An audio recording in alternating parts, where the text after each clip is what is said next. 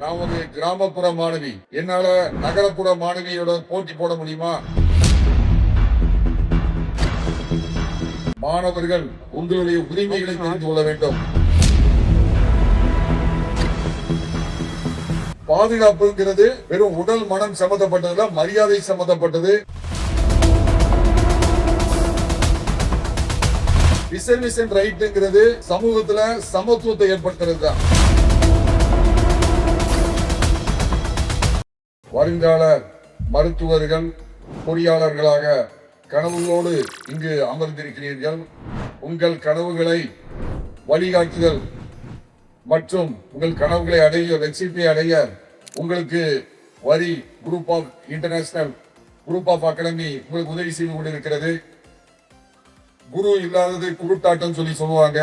ஒரு ஆசிரியராக உங்களை மருத்துவராக, பொறியாளராக நீங்கள் ஆவது நிச்சயம். எத்தனையோ ஒரு இன்ஸ்டிடியூஷன் நம்ம பார்த்திருக்கோம். இவ்வளவு அக்கறையாக இந்த 5 ஆண்டு காலங்களில் இவ்வளவு பெரிய ஒரு சாதனைகளை படைத்த வரி குரூப் ஆஃப் இன்ஸ்டிடியூஷன்களை மனதார பாராட்டுகிறேன். மாணவர்கள், நீங்கள் மருத்துவர்களாக இருந்தாலும் பொறியாளர்களாக இருந்தாலும் உங்களுடைய உரிமைகளை தெரிந்து கொள்ள வேண்டும். அதற்காக எங்களை இங்கு அழைத்திருக்கிறார்கள். உங்களுடைய உரிமைகளை தெரிந்தால் நீங்கள் உங்கள் நுழைவுத் தேர்வை பயமின்றி எழுதலாம். அதுல ஃபர்ஸ்ட் ரைட் டு ஈக்குவாலிட்டி, சமத்துவ உரிமை. ஒரு மாணவி இன்ஸ்டிடியூஷன்ல நம்ம லோகேஷ் சார்பான ஆசிரியர்கிட்ட கேட்காங்க, நான் ஒரு கிராமப்புற மாணவி, என்னால நகரப்புற மாணவியோட போட்டி போட முடியுமா? நான் அந்த அளவு படிக்கிறேன், நான் ஒரு கவர்மெண்ட் ஸ்கூல்ல தான் படிச்சிருக்கேன் அப்படின்னு சொல்லி. இதுல எந்த ஒரு வேறுபாடும் கிடையாது. நுழைவுத் தேர்வை பொறுத்தமட்டில் ஜாதி, மதம், பாலினம், மாநிலம் எந்த ஒரு வேறுபாடும் கிடையாது. நீங்க படிக்கலாம்னு சொல்லி சொல்றாங்க. அந்த மாணவி தேர்வு எழுதி வெற்றி பெறாங்க. மதிப்பெண் கணக்கீட்டுல எந்த ஒரு பக்க சார்பும் கிடையாது. எல்லாருக்கும் ஒரே தேர்வு நேரம் தான். எல்லாருக்கும் தேர்வு விதிமுறைகள் ஒண்ணுதான். தேர்வு விதிமுறைகள் எல்லாருக்கும் சரிசமமா தான் நீங்க அமல்படுத்துறாங்க. அதனால சமத்துவ உரிமையை நீங்கள் அறிந்து கொள்ள வேண்டும். இரண்டாவதாக, கல்வி கற்கும் உரிமை, தேர்வு எழுதும் உரிமை. நான் எக்ஸாம் எழுத முடியுமா? இப்படி ஒரு பிரச்சனை ஒரு பிள்ளைக்கு வந்துருச்சு. அவங்களுக்கு ஒரு சின்ன மிஸ்டேக், அவங்களுடைய நேம் வரல. அப்ப நேம் வரலன்னு சொன்னா நம்ம இன்ஸ்டிடியூஷன் அப்ப கேட்காங்க, அப்ப உனக்கு உரிமை இருக்கிறது, உன்னால எழுத முடியும் என்று சொல்லி அதுல என்ன பிரச்சனை இருக்குன்னு அந்த சம்பந்தப்பட்ட அதிகாரிகளிடம் பேசி அவங்க அதான் தேர்வு எழுதும் உரிமை. தகுதியுடைய யாருனாலும் தேர்வு எழுதலாம். உங்களுடைய பொருளாதார நிலைமையை காட்டி நீ கஷ்டப்படுறாங்க, ஏழையா இருக்கீங்க அப்படிங்கிறதுனால இங்க தேர்வு எழுதாம இருக்க வாய்ப்பு இல்லை. நீங்க பணக்காரங்களா இருந்தாலும் சரி, கஷ்டப்பட்டவங்களா இருந்தாலும் சரி, நீங்க யாராக இருந்தாலும் தேர்வு எழுதலாம். அரசு உங்களுக்கு அந்த உதவியை செய்ய வேண்டும். ஸ்காலர்ஷிப், ரிசர்வேஷன், இந்த மாதிரியான ஒதுக்கீட்டு உரிமை உங்களுக்கு வழங்கப்பட வேண்டும். மூன்றாவதாக பாதுகாப்பு. ஒரு கேர்ள் ஸ்டூடெண்ட் இந்த மாதிரி நீட் எக்ஸாம்ல சோதனைகள் நடக்கும் பொழுது அது ஒரு அவமானப்படுத்துறதா ஃபீல் பண்றாங்க. அப்பொழுது அந்த அத்தாரிட்டியை கம்ப்ளைண்ட் பண்றாங்க.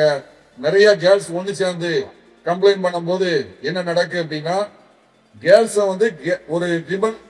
ஒரு விமன் டீச்சர் மூலமா தான் பரிசோதிக்கணும் அப்படின்னு அங்க சொல்லி அதுக்கப்புறம் பரிசோதனை ஒரு நியாயமான முறையில் நடக்கும். பாதுகாப்புங்கிறது வெறும் உடல் மனம் சம்பந்தப்பட்டதுல மரியாதை சம்பந்தப்பட்டது. அந்த பாதுகாப்பு உரிமை உங்கள் அனைவருக்கும் இருக்கு. அதை நம்ம இன்ஸ்டிடியூஷன்ல உங்களுக்கு கண்டிப்பா கைட் பண்ணுவாங்க. அப்புறம் வெளிப்படைத்தன்மை.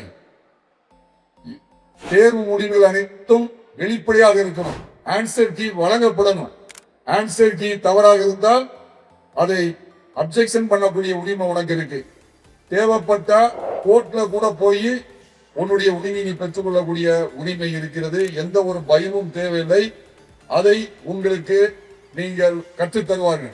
அதுதான் வெளிப்படைத்தன்மை, ரைட் டு டிரான்ஸ்பரன்சி. அதுக்கப்புறம் முறையீட்டு உரிமை.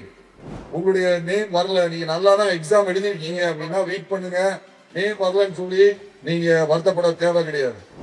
அப்புறம் மதிப்பீட்டு கணக்கீடு பண்ணும் போது உங்களுக்கு திரும்ப ரீவேல்யூஷனுக்கான உரிமை இருக்கு. அப்செக்ஷன் பண்றதுக்கான உரிமை இருக்கு. அத்தாரிட்டிஸ் கம்ப்ளைண்ட் பண்றதுக்கான உரிமை இருக்கு. தேவைப்பட்டா கோர்ட்டுக்கு போறதுக்கான உரிமை இருக்கு.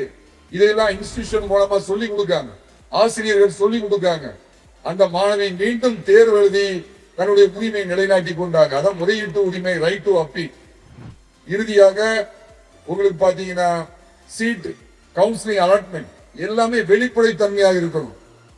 இந்த வெளிப்படைத்தன்மை உரிமை மற்றும் ஒதுக்கீட்டு உரிமை, இறுதியாக பாத்தீங்கன்னா ஒதுக்கீட்டு உரிமை, ரிசர்வேஷன் ரைட். ரிசர்வேஷன் ரைட்ங்கிறது சமூகத்துல சமத்துவத்தை ஏற்படுத்துறது தான். நான் இந்த குறிப்பிட்ட சமூகத்துல பிறந்திருக்கேன், எனக்கு இந்த வாய்ப்பு இருக்குமா? கண்டிப்பாக. கல்வியில் சம வாய்ப்பு, வரலாற்றின் பின்தங்கிய நிலைமையை சரி செய்வதற்காக ஆர்டிகல் 15(4) உங்களுக்கு அந்த வாய்ப்பை கொடுக்கு. நீங்க அதனால அந்த ரிசர்வேஷன் ரைட்டை நீங்கள் பயன்படுத்திக் கொள்ளலாம். இது அனைத்தும் நமது இன்ஸ்டிடியூஷனில் உங்களுக்கு கைட் செய்வார்கள். நீங்கள் அனைவரும் மருத்துவர்களாகவும் பொறியாளர்களாகவும் வெற்றி பெறுவது நிச்சயம். இந்த வாய்ப்புக்கு நன்றி கூறி விடைபெறுகிறேன். நன்றி.